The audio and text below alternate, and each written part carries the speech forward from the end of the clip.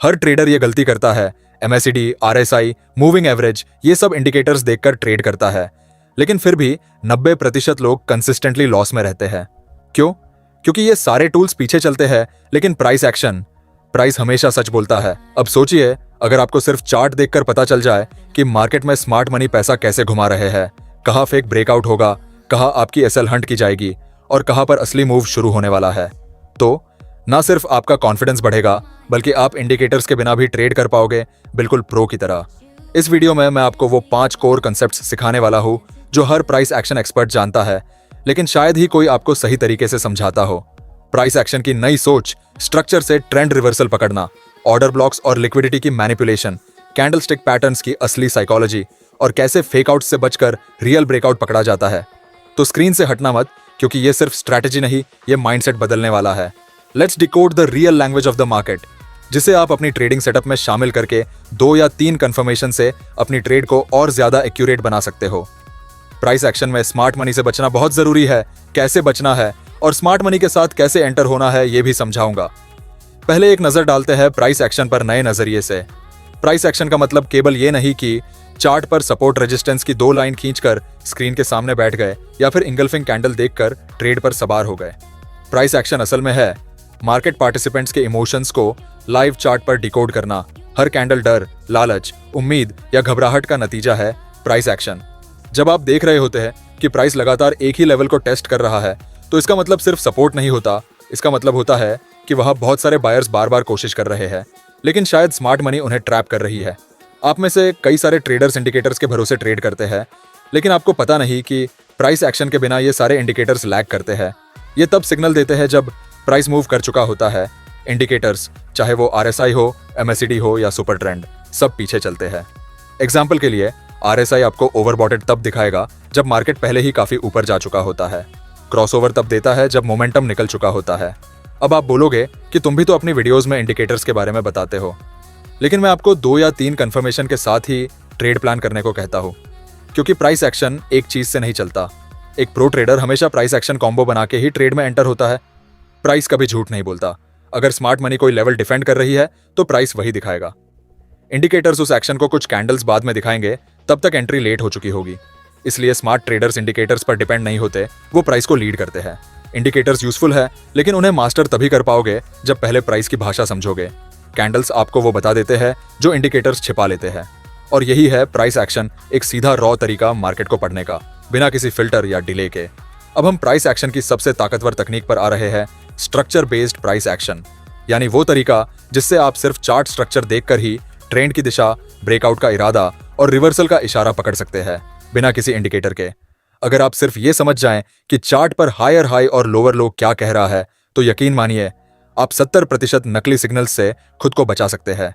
और जो मैं अब बताने जा रहा हूं, वो शायद आपके ट्रेडिंग करियर का टर्निंग पॉइंट हो। आपने बहुत सारे ट्रेडर्स से सुना हायर हाई, हायर लो, लेकिन से सिर्फ लाइनें या स्विंग पॉइंट्स नहीं है। असल में ये बायर्स और सेलर्स की लड़ाई का नतीजा है। इसमें भी बेसिक और एडवांस 2 पार्ट है। बेसिक में हमारा हायर हाई हायर लो और लोअर हाई लोअर लो आता है, और एडवांस में आता है ब्रेक ऑफ स्ट्रक्चर और चेंज ऑफ कैरेक्टर। पहले बेसिक समझते हैं। जब प्राइस पिछले हाई से ऊपर जाता है, जो हमारा हायर हाई होता है, और फिर गिरकर पिछले लो से ऊपर रुकता है, तो ये हमारा हायर लो बनता है। चार्ट पर इसी को देखकर एक स्ट्रॉन्ग अपट्रेंड का पता लगाया जाता है। इससे पता चलता है कि मार्केट का कंट्रोल बायर्स के हाथों में है, जो हर हायर लो पर खरीदारी कर रहे हैं। वही जब प्राइस सीढ़ियों के जैसे प्राइस नीचे गिरता है, तो नीचे वाले स्विंग को लोअर लो बोलते हैं, और प्राइस फिर इसी लोअर लो से ऊपर जाता है, लेकिन पिछले हाई तक नहीं पहुंचता, और ये हमारा लोअर हाई कहलाता है। इससे पता चलता है कि सेलर्स मार्केट पर हावी है, जिससे प्राइस एक स्ट्रांग डाउन ट्रेंड में है, मतलब सेलर्स जोर शोर से लोअर हाई पर बिकवाली कर रहे हैं। अब थोड़ा गहराई में चलते हैं और जानते हैं ब्रेक ऑफ स्ट्रक्चर के बारे में। जब प्राइस अप ट्रेंड में मूव करता है और हायर हाई हायर लो बनाता है, जिसमें प्राइस अपने हायर हाई को तोड़ तोड़कर अप ट्रेंड को कंटिन्यू रखता है, तो इसे हम ब्रेक ऑफ स्ट्रक्चर कहते हैं। इसे अच्छे से एनालिसिस करके ट्रेडर्स अप ट्रेंड में हर हायर लो पर बाय करते हैं। अब आता है चेंज ऑफ कैरेक्टर। अगर इसे आपने अच्छे से समझ लिया, तो समझो आप 80% चार्ट पढ़ना सीख गए। आप चुटकियों में समझ सकते हैं कि प्राइस कहां से रिवर्स हो सकता है। देखिए, जब प्राइस हायर हाई और हायर लो बनाता हुआ काफी ऊपर पहुंच चुका होता है, तो अब प्राइस इस बार हायर हाई और हायर लो नहीं बना पाता है, बल्कि लोअर हाई और लोअर लो बना देता है। ये होता है चेंज ऑफ कैरेक्टर, मतलब ट्रेंड अब बदल चुका है। अब ट्रेंड अब डाउन ट्रेंड में शिफ्ट हो गया है। चेंज ऑफ कैरेक्टर ये बताता है कि अब मार्केट का माइंडसेट बदल गया है।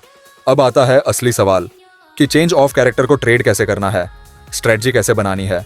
चार्ट पे अप ट्रेंड चल रहा है, प्राइस हायर हाई और हायर लो बना रहा है, फिर अचानक हायर लो को तोड़कर प्राइस दोबारा बाउंस होता है जो पिछले हाई तक नहीं पहुंच पाता है और लोअर हाई बन जाता है। अब प्राइस और हल्का सा नीचे आकर स्विंग बनाता है जिससे लोअर लो बनता है। अब चार्ट पर चेंज ऑफ कैरेक्टर हो चुका है, मतलब ट्रेंड रिवर्स हो चुका है। अब आपको ट्रेंड रिवर्सल कंफर्म हो चुका है और यही वो जगह है जहां आप हर लोअर हाई स्विंग से शॉर्ट ट्रेड प्लान कर सकते हैं। अब हम उस एडवांस जोन में घुसने जा रहे हैं जहां असली गेम खेला जाता है, institutional order flow, liquidity traps और ऑर्डर ब्लॉक्स की दुनिया। क्या आपने कभी सोचा है क्यों आपका स्टॉप लॉस हमेशा हिट होता है और फिर प्राइस सीधा आपकी डायरेक्शन में चला जाता है? क्या मार्केट सच में आपको हर बार हराना चाहती है या फिर कोई है जो आपको देखकर खेल रहा है? ये सब काम होता है स्मार्ट मनी का। स्मार्ट मनी लिक्विडिटी को ढूंढते नहीं, वो लिक्विडिटी बनाते हैं। स्मार्ट मनी के पास इतना पैसा होता है कि वो एक बटन दबाकर मार्केट हिला सकते हैं, लेकिन वो रैंडमली बाई सेल नहीं करते। उन्हें लिक्विडिटी चाहिए, यानी वो जगह जहां हम और आप जैसे रिटेल ट्रेडर्स के एसएल और पेंडिंग ऑर्डर्स छुपे होते हैं। एसएल के पीछे रिटेल के बल्क क्वांटिटीज में ऑर्डर्स छुपे होते हैं। स्मार्ट मनी पहले वहां प्राइस पहुंचाकर लिक्विडिटी अब्सॉर्ब करते हैं, फिर एक्चुअल मूव शुरू करते हैं। प्राइस कभी डायरेक्ट नहीं चलता, उसे पहले साफ करना पड़ता है, मतलब आपकी लिक्विडिटी को। अब बात आती है ऑन ऑर्डर ब्लॉक की। आप में से कई ट्रेडर्स को शायद सपोर्ट रेजिस्टेंस और ऑन ऑर्डर ब्लॉक में कोई फर्क नहीं लगता, लेकिन इन दोनों में काफी फर्क होता है।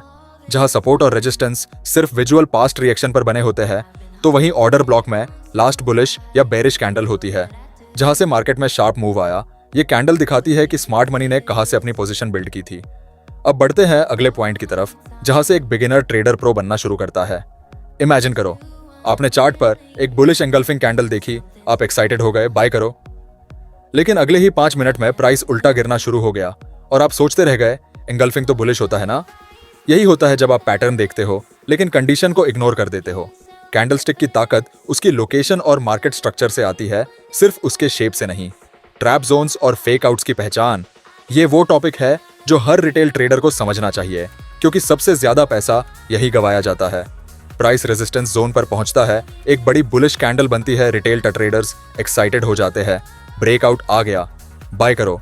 लेकिन अगले ही मोमेंट प्राइस वापस उसी रेजिस्टेंस के नीचे गिर जाता है और स्टॉप लॉस हिट हो जाता है। यही होता है फेक ब्रेकआउट, जिसे कहते हैं लिक्विडिटी ग्रैब या ट्रैप। क्योंकि स्मार्ट मनी जानते हैं कि रेजिस्टेंस पर रिटेलर्स देंगे और एसएल थोड़े उगे, तो वे प्राइस को थोड़ा ऊपर ले जाकर एसएल को हंट करते हैं, फिर वापस नीचे गिराते हैं।